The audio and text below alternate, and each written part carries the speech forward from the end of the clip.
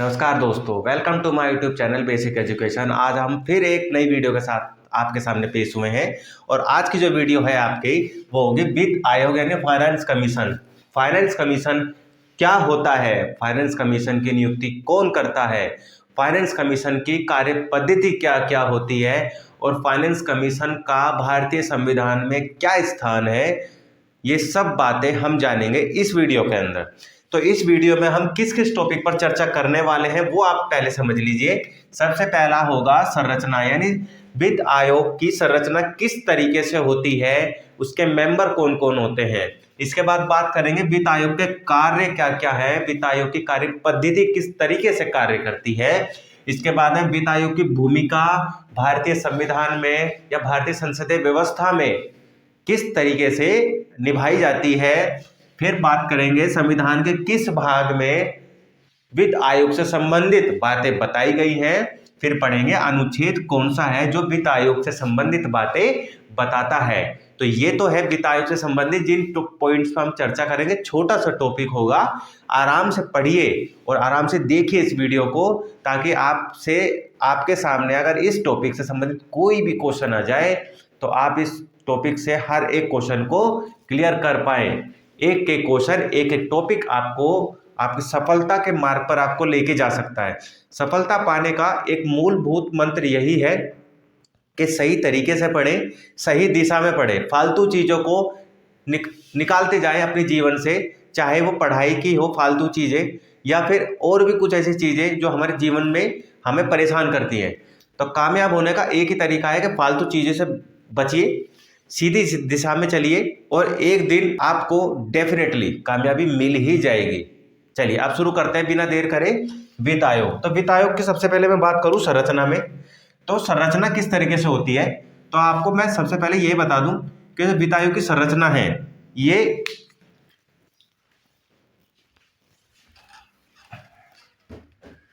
वित्त आयोग की संरचना में कितने सदस्य होते हैं? 5 सदस्य होते हैं।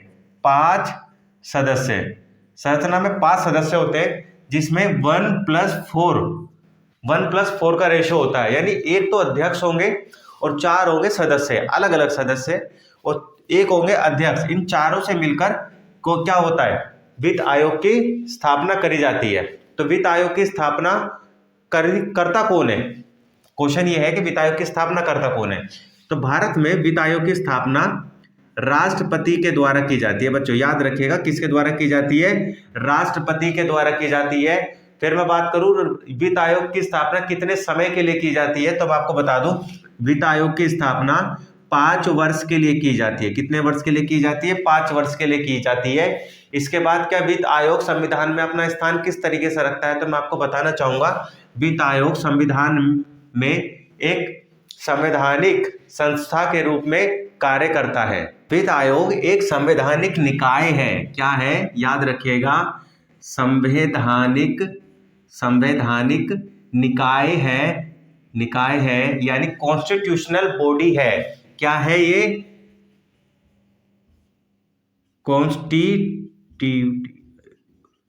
कॉन्स्टिट्यूशनल बॉडी है। यानी संविधान में 2 तरीके से कोई भी संस्था का निर्माण किया जाता है। या तो वो संविधान में उस चीज का जिक्र कर दिया गया है, लिख दिया गया है, या कानून के द्वारा कोई संस्था बना दी जाए, तो वो होती है वैधानिक निकाय, जो विधान के द्वारा जिसका निर्माण किया जाता है। जो संविधान में लिख दिया जाता है वो होती है संवैधानिक निकाय, जो संविधान के अंदर जिसमें बताया गया है। तो वित्त आयोग को संविधान के अंदर बताया गया है, ठीक है। बात करें कि संविधान में कहां पर वित्त आयोग से संबंधित बातें बताई गई है, तो मैं आपको बताना चाहूंगा आर्टिकल 280 वित्त आयोग की स्थापना या वित्त आयोग के कार्यों से संबंधित है। और संविधान का भाग 12, याद रखिएगा, संविधान का भाग 12 वित्त आयोग से संबंधित है, वित्त से संबंधित है। यानी जब आपको केंद्र और राज्य संबंध मैंने आपको पढ़ाए थे, तो वहां पर भी मैंने इस बात का जिक्र किया था कि वित्त आयोग की स्थापना करी जाती है जब केंद्र और राज्यों के बीच वित्तीय संबंध की स्थापना की बात चल रही थी। यानी आर्टिकल 280 और भाग 12 वित्त आयोग से संबंधित है। इसकी स्थापना राष्ट्रपति के द्वारा की जाती है। इसके सदस्यों की संख्या 1+4 होती है। तो बात करेंगे, ये एक स्थायी निकाय है, यानी इसको समय से पहले भंग नहीं करा जा सकता है, और इसको जो स्थापना करते हैं वो करते हैं सिर्फ राष्ट्रपति। तो बात करें 1+4 में जो 4 सदस्य हैं, ये कौन कौन होते हैं, कहाँ कहाँ से लिए जाते हैं और किस किस तरीके से इनकी नियुक्ति होती है। तो नियुक्ति तो राष्ट्रपति करते हैं, परंतु ये किस किस फील्ड से होते हैं। पहला व्यक्ति तो वो होगा जो वित्त आयोग का सदस्य बनेगा, यानी कोई भी व्यक्ति ऐसा जो उच्च न्यायालय का न्यायाधीश रह चुका हो या उच्च न्यायालय के न्यायाधीश के बराबर योग्यता रखता हो। इसके बाद दूसरा व्यक्ति वो होगा जो भारत के लेखा व वित्त से संबंधित बातों का ज्ञान रखता हो या विशेषज्ञ हो। तीसरा व्यक्ति ऐसा हो सकता है जो कानून या प्रशासन की ज्यादा जानकारी रखता हो, विशेषज्ञता हो या अनुभवी हो। चौथा व्यक्ति जो इस संरचना का हिस्सा बनने वाला है अध्यक्ष के साथ में, वो कौन होगा, वो ऐसा व्यक्ति जो अर्थशास्त्र का ज्ञाता हो, अर्थशास्त्र के बारे में जानता हो, अनुभव रखता हो। ऐसे 4 व्यक्ति मिलकर और एक अध्यक्ष मिलकर वित्त आयोग की स्थापना करते हैं, और इसकी स्थापना करी किसके द्वारा जाती है, राष्ट्रपति के द्वारा करी जाती है।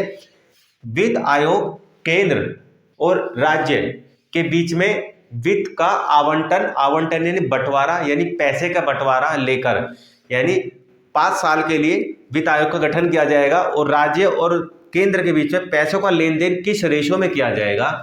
जो टैक्स का कलेक्शन होता है, चाहे वो जीएसटी के थ्रू आए चाहे किसी भी थ्रू आए, उसमें केंद्र का कितना हिस्सा होगा और राज्य का कितना हिस्सा होगा, ये सारी की सारी बातें वित्त आयोग में पहले से निश्चित कर दी जाती हैं। यानी अगर भविष्य में कुछ भी ऐसी बात निकले तो राज्य और केंद्र के बीच में किसी भी बात को लेकर तनातनी ना हो जाए, और इस तनातनी में कहीं ना कहीं हमारी संसदीय व्यवस्था का जो स्वरूप है, उसका जो बेस है वो हिलता है, हमारा संविधान कहीं ना कहीं डगमगाता है।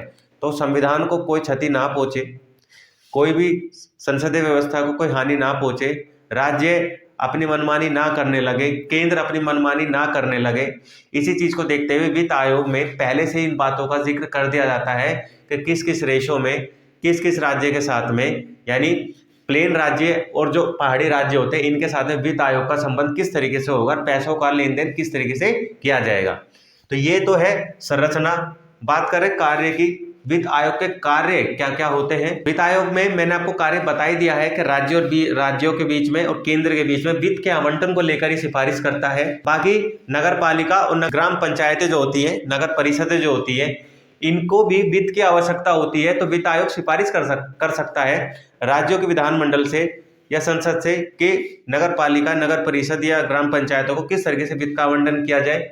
इसके बाद अगर वित्त आयोग जब स्थापित कर दिया जाता है और अपनी ये रिपोर्ट बना लेता है, तो फाइनली ये अपनी रिपोर्ट किसको पेश करेगा, क्वेश्चन बनता है।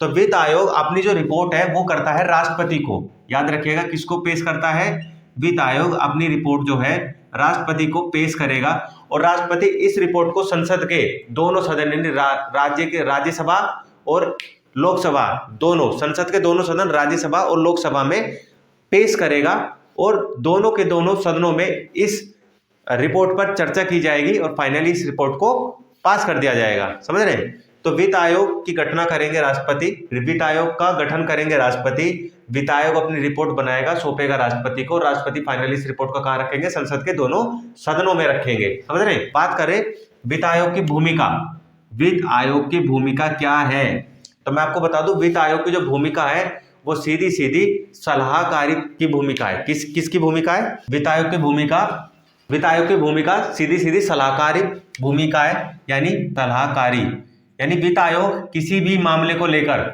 वित्त आयोग अपनी रिपोर्ट में किसी भी मामले को लेकर जो वित्त से संबंधित है सिर्फ और सिर्फ सलाह दे सकता है केंद्र सरकार को। समझ रहे हैं। इसमें केंद्र सरकार की इच्छा है कि उसकी सलाह को माने या ना माने, ये सरकार के ऊपर निर्भर करता है। यानी इसकी भूमिका सिर्फ और सिर्फ सलाहकारी प्रवृत्ति की है।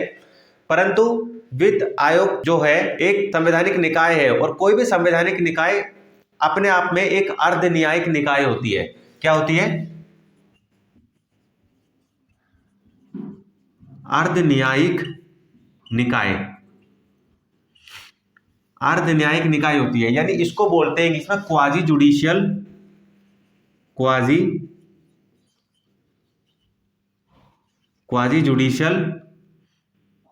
बॉडी। क्या बोलेंगे? क्वाजी जुडिशियल बॉडी, यानी वित्त आयोग वित्त आयोग के जो सदस्य हैं, अगर वो किसी भी तरीके से वित्त आयोग की रिपोर्ट या फिर कहीं भी उनमें कोई भी कमी ऐसी पाई जाती है तो वित्त आयोग उनके ऊपर एक अर्ध न्यायिक प्रक्रिया चला सकता है। यानी वित्त आयोग एक क्वाजी जुडिशियल बॉडी है और ये इस क्वाजी जुडिशियल फ्रेम में होने के कारण ये एक अर्ध न्यायिक, यानी अर्ध न्यायिक का मतलब होता है जो सिविल कोर्ट जो होता है, सिविल कोर्ट के पास में जो पावर्स होती है वो उसी पावर्स को क्वाजी जुडिशियल प्रोसीजर कह सकते हैं। एक तरीके से सिविल कोर्ट के बराबर पावर हो सकती है, यानी इनको सजा देने का अधिकार नहीं है, परंतु इस फैसले पर जांच कर सकते हैं और अपनी रिपोर्ट फाइनल किसको सौंपेंगे? जांच करने के बाद में राष्ट्रपति को सौंपेंगे। बात करें वित्त आयोग के जो अध्यक्ष होते हैं, ये सदस्य होते हैं, क्या इनको दोबारा से नियुक्त करा जा सकता है? तो मैं आपको बता दूं, वित्त आयोग के अध्यक्ष और वित्त आयोग के सदस्य, वित्त आयोग के अध्यक्ष और सदस्य दोनों के दोनों को दोबारा भी पुनर्नियुक्ति की जा सकती है। यानी ऐसा नहीं है कि एक बार नियुक्त हो गए तो दोबारा नियुक्त नहीं होंगे, दोबारा भी नियुक्त करे जा सकते हैं। अगर आपके सामने क्वेश्चन आ जाए कि वित्त आयोग के अध्यक्ष या सदस्य को कितनी बार नियुक्त करा जा सकता है, तो कितनी बार भी नियुक्त करा जा सकता है। संविधान में ऐसा कोई भी प्रावधान नहीं किया गया है या वैसी कोई बात नहीं बताई गई है कि किस व्यक्ति या अध्यक्ष को या सदस्यों को वित्त आयोग के कितने समय तक या कब तक नियुक्त करा जाए या कितनी बार नियुक्त किया जा सकता है। बात करें अभी तक भारत के अंदर कितने वित्त आयोगों का गठन किया जा चुका है, कितने फाइनेंस कमीशनों का गठन किया जा चुका है, तो मैं आपको बता दूं अभी तक भारत के अंदर 15 वित्त आयोगों का गठन किया जा चुका है। जिसमें आपके लिए जानकारी के लिए सबसे इंपॉर्टेंट इसमें यही हो सकता है कि पहले वित्त आयोग के अध्यक्ष कौन थे? पहले वित्त आयोग के अध्यक्ष कौन थे? तो वो थे के सी नियोगी। कौन थे? याद रखिएगा, केसी नियोगी पहले वित्त आयोग के अध्यक्ष थे जो कि भारत में गठित किया गया था। बात करें अभी 15वें वित्त आयोग के अध्यक्ष कौन है?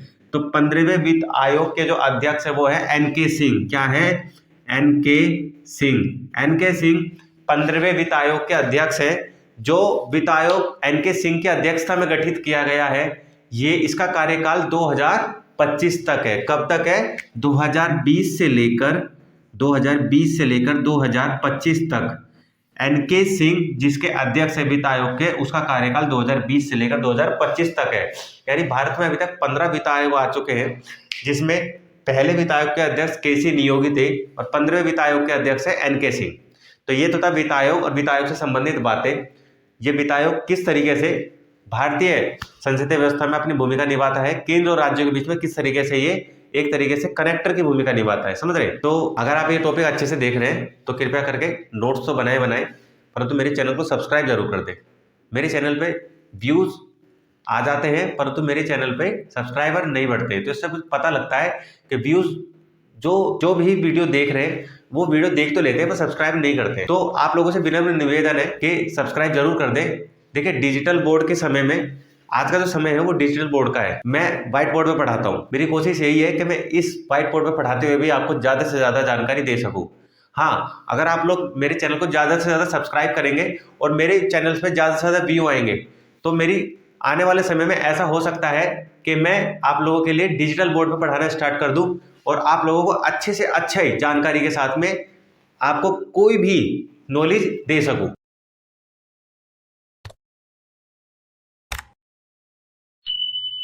धन्यवाद।